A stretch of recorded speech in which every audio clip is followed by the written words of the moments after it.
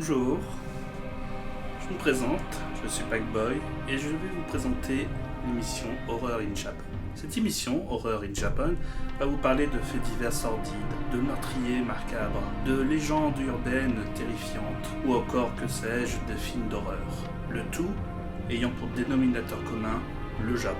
Et pour cette première émission, je voulais quelque chose d'un peu spécial, me confier à vous à travers une anecdote que j'ai réellement vécue par le passé et dont je viens de trouver, on dirait, une réponse il y a quelques mois.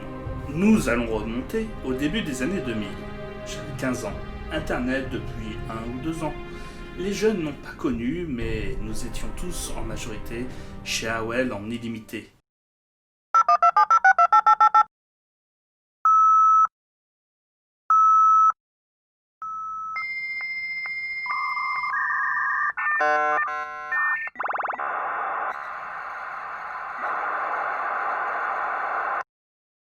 Le 56K avec une connexion qui nous prenait parfois 2 minutes pour afficher une image. Des casas au émule pour télécharger un MP3 qui pouvait prendre une dizaine de minutes si ce n'est une demi-heure. Et un outil que nous jeunes, nous découvrons avec nos yeux d'enfant, c'est l'immensité du web. Moins protégé, moins censuré qu'à notre époque. Avide de frissons déjà, à l'époque, essayant de veiller les jeudis soirs sur M6, pour les soirées de l'angoisse, devant Damien, de la malédiction, le téléfilm Ça, bien avant sa version cinéma, ou encore les Scream et son tueur si humain. Mais moi, ce qui m'a toujours plu et offert plus de frissons, c'était les témoignages ou vidéos de fantômes prises sur le fait. Naïf et crédule, croire en ces vidéos donnait un sentiment si effrayant au monde dans lequel je vivais. Et j'essayais tant de mal de trouver ce genre de vidéos partout où je pouvais, attendant même en cachette le site Gore Rotten qui montrait de vrais cadavres de personnes mortes. Au fil des pérégrinations sur internet, je découvrais même des histoires et légendes urbaines. Devant cet outil qui était internet, si intrigant et si fascinant, je découvrais un site web qui paraissait saugrenu et pourtant si réel. L'histoire d'un site web qui tue la personne que tu souhaites.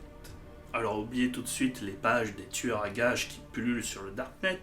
Non, nous allons vous parler d'un site qui au final était beaucoup plus simple d'accès, beaucoup plus simple dans sa forme, mais pourtant avec une histoire beaucoup plus sombre. La légende parle de Jigoku Sujo, plus connue comme la Hell Girl, soit la fille des enfers. Un fantôme venu des enfers qui propose son site web, celui du Jigoku Tsuchin, soit la hotline des enfers. Sur ce site, vous n'avez qu'un endroit pour écrire un prénom et un bouton pour valider. Ce prénom doit être celui de la personne que vous détestez. Et en validant, la personne mourra dans les 24 heures. Voici les seuls éléments que je connaissais de ce site. Mais ce que je ne savais pas, c'est qu'il y avait un prix à payer en échange de l'utilisation de ce site. Et ce prix, c'était mon âme.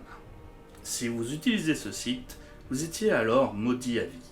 Le jour de votre mort, la Hell Girl viendra récupérer votre âme. Plus obscur encore, c'est ce qui est censé se passer lorsque vous validez le prénom. Elle viendra vers vous et vous proposera de tirer un cordon rouge autour du cou d'une poupée vaudou. Ce démon venu des enfers, à l'apparence d'une poupée japonaise, validait alors le pacte scellé avec vous. Je ne me rappelle pas réellement des raisons pour lesquelles je cherchais ce site à tout prix. Je savais juste que j'avais envie d'y croire et je voulais le chercher et le vérifier par moi-même.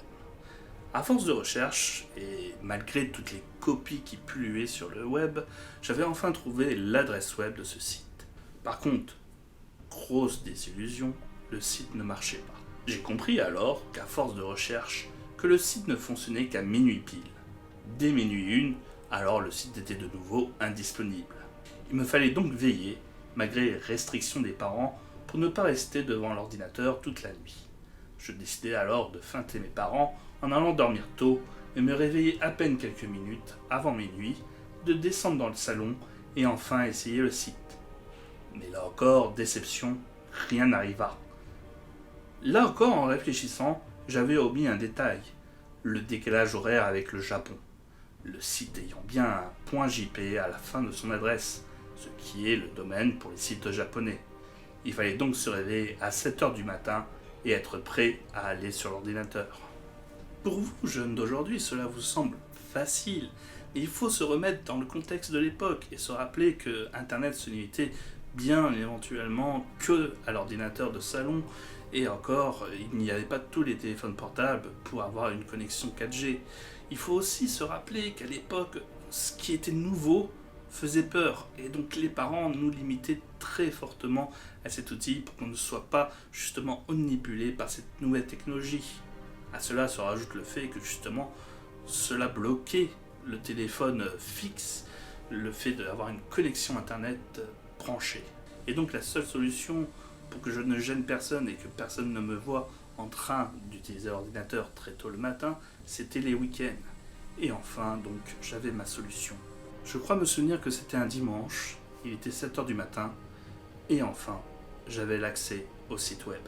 Simple comme bonjour, fond noir, un endroit où taper le nom, et un bouton avec un validé en japonais. Je tapais alors le nom d'une personne qui m'avait insulté il y a de cela 1 ou 2 ans au collège, et dont je me fichais de ce qui pouvait lui arriver.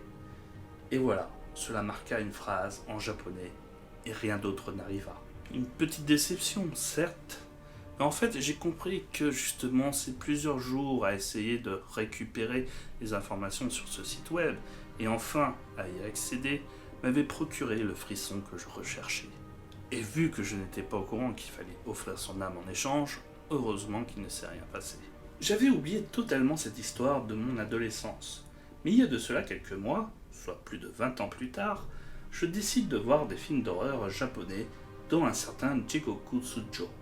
Je lisais le synopsis et le flash arriva. Ce film était un film sur la légende urbaine que j'avais vue et vécue, me rappelant des souvenirs de mon enfance et donc m'expliquant plus en détail l'échange avec la Hellgirl, sa poupée vaudou, et il semblerait donc que même ses acolytes de l'enfer. D'ailleurs, les passages en enfer du film me rappelaient dans l'idée les cénobites de Hellraiser, mais avec le folklore japonais. Je me suis donc replongé sur cette légende urbaine pour comprendre qu'en fait tout ça, c'était en fait qu'un manga animé des années 2000, et que face au succès de cette série, un vrai site promotionnel avait existé et des copies faites par des fans aussi. J'avais enfin les réponses à ma question. D'où venait cette légende urbaine? Quels étaient ses détails, son histoire, ses origines? Le tout provenait d'une fiction. L'innocent adolescent que j'étais avait vécu une histoire macabre, sordide, mais qui l'avait tant palpité pendant tout le long de ses recherches. Entre les astuces pour éviter les parents, avec les délais pour essayer de récupérer le site web, à la minute près justement, le chemin fut palpitant. Il est de bon ton parfois de se laisser vaguer, sans connaître les détails d'une œuvre, et de se laisser transporter par l'incroyable. Garder cette âme aventureuse qui nous fait rêver et pousser des ailes, s'enfoncer dans une histoire qu'on pense réelle pour s'immiscer dans son univers. C'est peut-être une des raisons pour laquelle on aime se faire peur par le frisson de l'interdit. Je vous remercie de m'avoir écouté jusqu'au bout, j'espère que vous avez frissonné de plaisir. N'hésitez pas à liker et partager en masse cette vidéo, j'espère que vous l'avez appréciée et que vous souhaitez en voir d'autres. N'hésitez pas donc à le faire savoir le plus possible. J'espère que vous serez encore nombreux à frissonner de plaisir devant ces histoires d'horreur du Japon. Et moi je vous dis à une prochaine.